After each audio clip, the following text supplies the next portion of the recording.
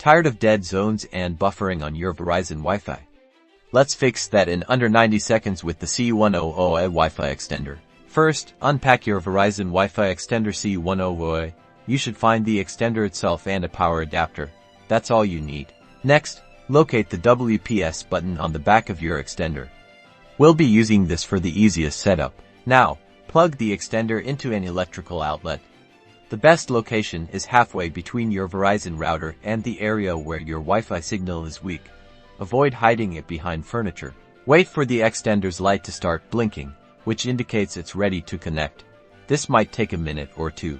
Go to your Verizon router and press the WPS button. It usually has the letters WPS printed on it. Within 2 minutes of pressing the router's WPS button, press the WPS button on the extender. The extender's light should turn solid, indicating a successful connection to your Verizon router. This process can take a couple of minutes. Now, on your phone or device, look for your existing Wi-Fi network name with _X added to it. Connect to that network. Run a speed test. You should now have a stronger, more reliable Wi-Fi signal in those previously dead zones. Still having trouble? Check out Verizon support website for additional troubleshooting steps, or give their customer support a call. Enjoy your extended Wi-Fi.